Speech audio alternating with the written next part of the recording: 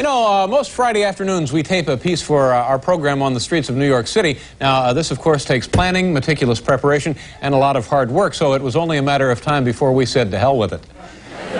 Instead, we decided to wander around aimlessly, pick up a couple of strangers, and hang around with them all afternoon. And here, boys and girls, is what happened. Hi. Oh, how are you today? Good, how are you? Good. What's your name? Right outside their hotel, we met Neil Bordy and Tanya Anderson, just in from Louisville, Kentucky for a weekend vacation. Indianapolis. What are you doing right now? We're just getting ready to go out and do a little sightseeing. And would you mind if we came along with you? Would that bother you? Because as it turns out, we really have nothing to do today. It's too bad. Yeah. They planned to spend the afternoon sightseeing and agreed to let us tag along. I'm guessing it was the jet lag. Taxi! Hey! Right here! Taxi! Huh? What? Empire State Building. And step on it.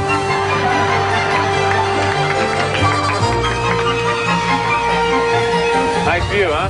Look at it. Yeah, yeah. That's the Lincoln Memorial over there. Yeah. Which one? Right over there. See those twin towers? That's Lincoln and his wife. Well, that's the Golden Gate Bridge. You can't see it because of the fog, but it's beautiful. You guys are blocking. Oh, geez, my retinas, my corneas. This is going to look like something left over from the Patty Hearst kidnapping. Yes, there's memories that will last a lifetime of. Here's the card. This is going to your My parents, Peggy and Lyle and Lyle, Terrell. Peggy, and Terrell. And it says, New York is horrible, the people are nasty, the city is dirty, and everyone is very mean. Dave, how you doing? Good, how are you? I want you to meet some people, some friends of mine. All right. They're in town from Louisville. This is Neil and his girlfriend, Tanya. Neil, Tanya, why don't you come on in? Peach margaritas. Do you know about Trump Tower? A little. You just heard of it? You know, Donald Trump's in the news all the time. Is he really? He just saved some... He's shoving people out of their homes. Yeah. We watched 60 Minutes a year ago.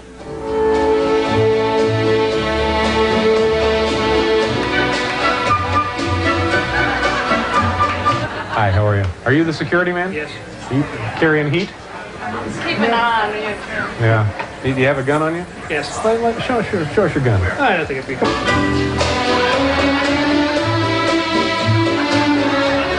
Let me pat you down. No, come on no, over. Come here. necessary. Come on over No, here. no. Let me just see if I can find where your gun is. Please. No.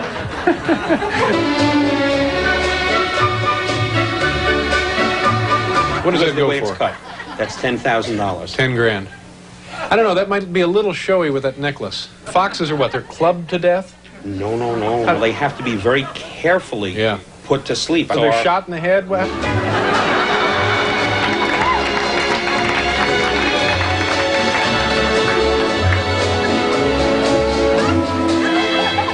Thank you very much. Go on in. Thank you again. The royal treatment. Oh my gosh. Don, Dave Letterman. Nice to see you. How are you? Nice seeing you. Nice. Would you like to come into the office? Yeah, let's go into the office. Because I need to talk to you about the heating in my building, Don. Don, where is Doug Flutie, for heaven's sakes? Doug! Where the hell do you have him? All right, I have one more question and then we're out of here. It's the middle of a Friday afternoon. You didn't know we were coming. Absolutely. You said, come on up. How busy can you be? I'm not. I have nothing to do. You know my truth? I have nothing to do. I wish I had more to do. What would you be doing if you I'll could go to do it? Louisville. You should. We'll do a couple of real estate deals in Louisville. There's a spot over here down on the carpet. Look into that. Thank you very much. Bye-bye. All right, let's get out of here. Don't touch anything. Let's go. Let's keep going. That's about it. And after this, you're pretty much on your own. Nice meeting you. right. Take Thank care. you. Have a good time. Thank you. Bye-bye. Bye-bye. Keep your hand on your wallet. All right, bye-bye.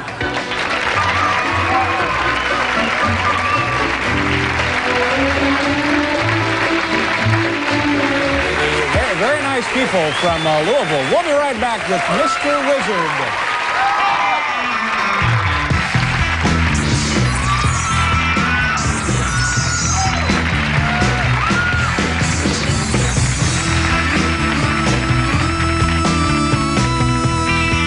Has enough money to give everyone in the audience tonight $1 million.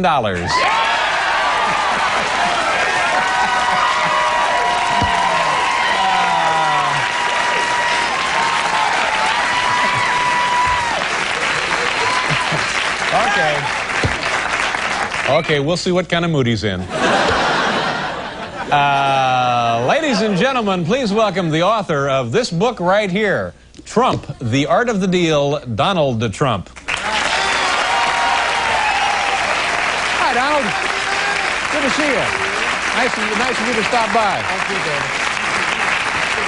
You know, at the beginning of the show, I said you either love him or you hate him. Now, do you find that that's true, or does everybody love you, or does everybody hate you? No, most people love me, and a few really have great distaste for me, David. And why is it that those people, that few, would not care for you? Because you're so successful? I can't imagine. No, I don't think so. It's just I sort of speak my mind a little bit like you in that respect. Yeah. A little bit like you. A little bit like me. Not too much, hopefully. How much are you worth right now, as you're sitting right here? Zero idea, David. It depends on what's happening with the world and the market. But the $1 million for each person in the audience sounds like it could be an intriguing idea. Yeah.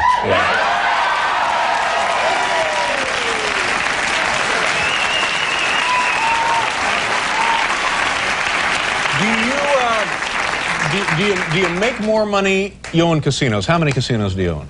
We have 4 casinos. 4 casinos in Atlanta? Paradise Island, Atlantic City, and it's really been very fabulous. Now, do you make more money from the casinos or more money in real estate development? Well, probably real estate in a sense, but real estate is an appreciation business, whereas the casinos are cash flow, and I don't know, I never really even think of it in those terms. I try doing a great job. I think we have the best hotel casinos in the world, and hopefully I have the best real estate in the world with Trump Tower and everything, and that's what I like. All right, now let's get back to the assessment of your wealth for a second.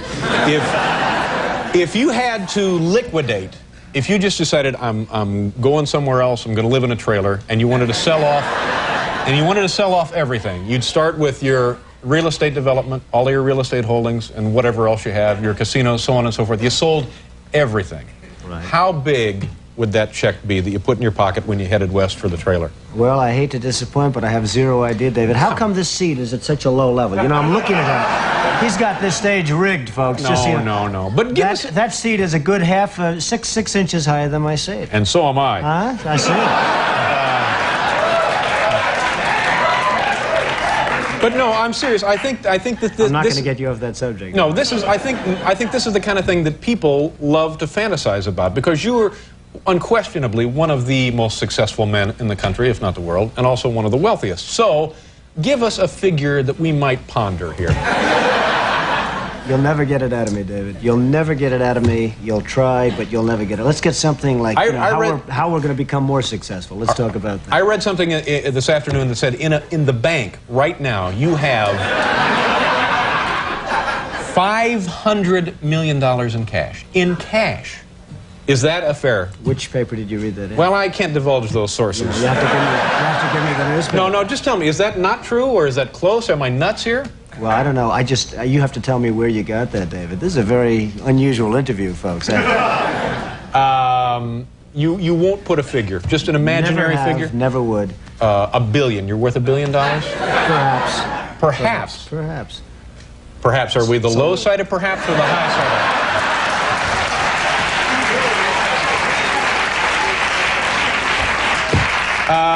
What were you like as a kid? What kind of childhood did you have?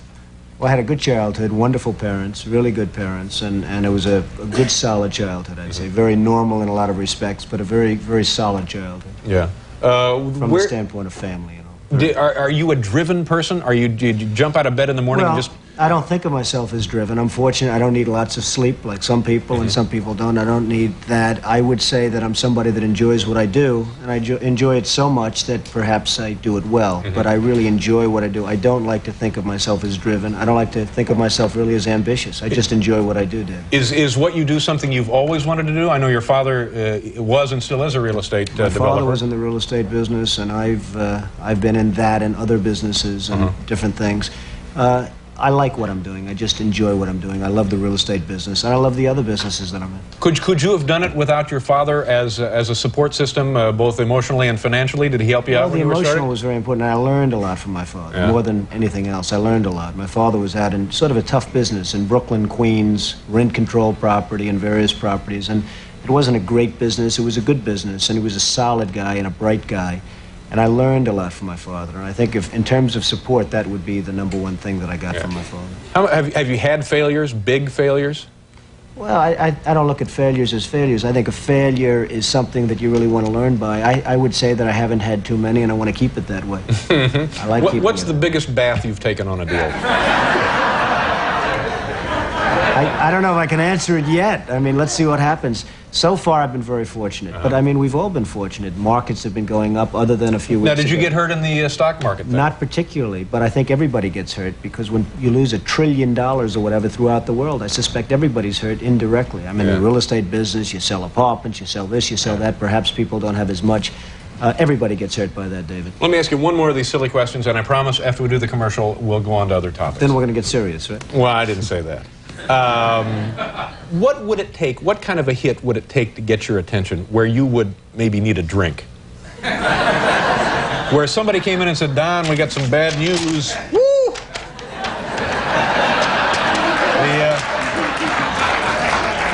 That's 7-Eleven in Akron. Well, what? Hopefully, David, I wouldn't be in a position where I'd have to take that kind of... I know that. I know. We're just pretending. I just want to tell you that. You act like you're running for something. No. All right, we'll do a commercial. We'll let him think some of these over and try and get a straight answer.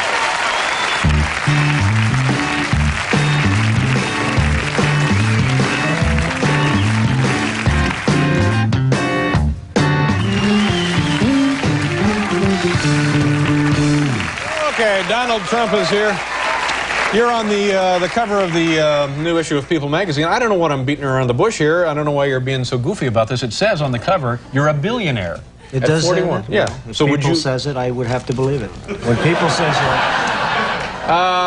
what's the deal with you and Ed Koch? Is this an old irritation between the two of you, or is this something new? No, it's really not. Ed Koch is a man who I've liked at some points in terms of... I have no objection to Ed except for one thing. He's not a very capable or competent mayor. He's done... Whoa! He's done a bad, as most of you New Yorkers would probably know, he's done a pretty bad job running New York, and that hurts me and it hurts everybody. And when I see somebody that's not competent and he's running something, and something that I have really a big stake in, it bothers me and I do something about it.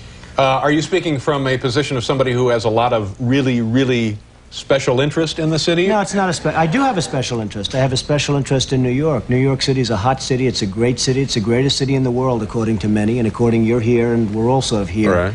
And I hate to see some of the things happening with New York that have happened under the Koch administration. So I hit him pretty hard in the book, but I hit him fairly in the book. I hit him very fairly. Yeah. Probably very hard in the book, but very fairly. Is it kind of a pointless defense to say that this city is so big that it is actually unmanageable to a certain extent, and he's doing the best he can, sort of just tending it day to day? No, I don't think so. I mean, I hope that's never a defense of anybody. I did the Woolman skating rink in 4 months for $2 million or $2.5 million. They started 7 years before that and were unable to build it. I think they spent something like $15 million. This is a huge ice skating facility in Central Park, which the city was... 7 years. 7 years. 7 years, they could not get it open. They could not build it, Yeah. and we did it in 4 months. So, you know, you say, hey, it's big and everything else, and give them a little bit more time, but the fact is, that's a disgrace. The zoos are a disgrace. The subways, the schools. It's really, David, it's really management. It's management, it's competence, it's capability, it's just basic ability, and Ed Koch doesn't have it. Yeah, but you're speaking again from the over-the-fence in private enterprise. He's trying to run a municipal administration. It can be done. You think it could be done? Absolutely. By the right person, it could be done. Yeah. Any thoughts? I mean, would you want to be mayor of this city? No, I wouldn't want to be mayor. It'd run very well if I was mayor, but I would not want to be the mayor of New York. Is there something you do want? No, I just want to keep doing what I'm doing. I mean, Yeah. I'm on your show. You're a fantastic show. You're a star in my book. Everyone's talking about I know. I appreciate that. We wrote all about David in the big book. Now, that's another Pretty thing. surprised to We see came that. up to you that one afternoon, completely unannounced. We were in the lobby of the Trump Tower facility up the road there, and we just called up and said, can we come up and see Don? And they said, come on up. Absolutely. Now, how busy can you be? I'm not busy at But you all. were That was a lot of fun, by the way. Yeah, it Your was fun. coming up was a lot of fun. And I must say, I thought that was very gracious of you to do, because obviously you got a lot better things to do than goof around with me. You're right. Yeah. And what about the, are people trying to draft you to run for president up in New Hampshire? Well, I guess a lot of people want to see this country, it's a shame what's happening. Japan, Saudi Arabia, Kuwait, everybody's taking advantage of the United States. People know that if certain people are running a country, that it won't happen. I mean, when you look at Japan, not paying for the defense, we're defending Japan. We're losing billions and billions of dollars. We're fighting for AIDS help and for farmers and for this and that. And it's a shame, and the Japanese folks, who I respect greatly, but they're not treating us fairly. They're really not treating us fairly. Kuwait, Saudi Arabia, they're not paying us anything for the services we're rendering, and I think it's a disgrace. And I think people look at certain people, and maybe me, if I were in a position, this country, believe me, would not be ripped off like it is, and it is just being ripped off so badly by our so-called allies. Yeah. So that's a pretty strong statement. So now, are you saying I don't think it's strong. I think it's fair. And by the way, I have tremendous respect for the Japanese. I do a lot of business with the Japanese, and they smile about it too. They know it. The country is losing billions and billions of dollars to Japan, and we can't afford to lose. And it's a shame. But so now, are you saying this by way of indicating that you could do it better, and you do intend to run for president at some point? No, I'm not going to run for president, but I think somebody... Now, in 8 years, if you came back, would you have a different answer? In 4 years, I tend to doubt it. I really tend to doubt it. But I just think that there's so many ways that this country can straighten itself out, and we're not going about those ways. Cutting farm aid is not the appropriate thing. Cutting help for the homeless and help for the poor and welfare... Certain things can be done that really will mean big dollars to this country, and those things are not being done right now. Let me ask you one other question, because I know you have other appointments and stuff to get to. If you go to dinner and the bill is like, say, $25, how much of a tip would you throw down? Well, you know, the way I feel about tips, if somebody does a super job, I give more than anyone. And if somebody does a lousy job, I probably give less than anybody. And that's the way I feel about life. Life should be, you should be rewarded for competence and capability and doing a job and having a smile on your face, maybe, if that's the case. And I'm a pretty good tipper when somebody's good, and I'm a pretty lousy tipper if somebody's not good. So that's the way it is. But, you know, sitting here listening to this stuff, it seems to me you are dying to get to some public platform to superimpose those feelings upon the American awareness. Well, maybe so, but I'm not. I would like to have the feelings known and let somebody else do it, and it can be done. If if the ball's carried correctly, it can be done. Yeah, but if you want something done right, do it yourself. Here is the book. It's Trump, the Art of the Deal, and this is Donald Trump. Donald, thank you very much for coming out. We'll be right back.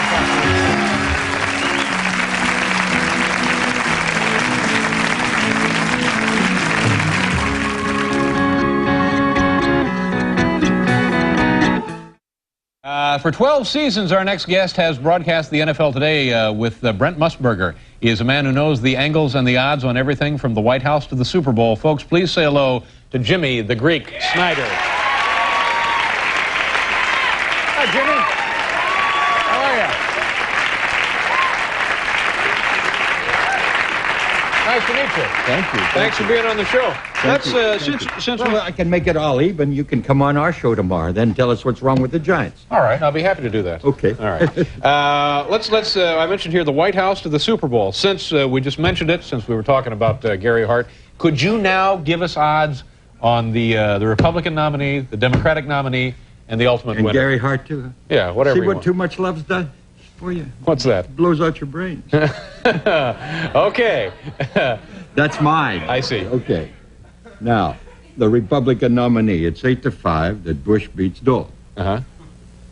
Now, it's 6-1, you can't guess who the Democrat's going to be, and I don't care who you take. Yeah. And it's 50-1 against Hart. Uh-huh. And are there odds now on Cuomo being brought back into the fray? Well, if anybody would make them, it would be me, and I don't think Cuomo wants to run, but I would have to make him a 20-1 shot. Mm-hmm. Only because he doesn't want to run. If he would run, he'd be a 3-1 shot. Yeah. If Iacocca would run, he'd be 2-1. You know. Is that right? Yeah. You think so? Definitely. What about a guy like Donald Trump, who looks like a candidate somewhere down the road, but won't really say anything? You know, I'm glad you asked that. But you see, there's a difference here. There's a way of doing this. Donald is a Republican sort of in the middle of the road. He'd have to leave that side because Bush and Dole have that all tied up. Mm-hmm. I'm talking about the delegates. But if he would leave and go on the Democratic side, he could bury all these people. Look at Hart. I mean, all of a sudden, he's #1. I mean, that's an impossibility. Now, Donald is, Mr. Trump is arrogant, he's egotistical, but he's smart, and he's beautiful, and he knows how to do things. Right. If he would switch to the Democratic side, he could win the Democratic nomination, because he knows how to put things together, put slates together in every state. He could win, because then he'd go against Bush, and I'll tell you something, it would be a close election. I know that sounds ridiculous. No, it does sound ridiculous, because I think when people I mean from the standpoint when you talk to Donald Trump, you think maybe in 4 years or in 8 years, but now to suddenly there's nobody there, David. Yeah. But things have already started, and for him to announce that he's switching parties, I mean, who's going to accept that? And Reagan did. Why not? Well, all right.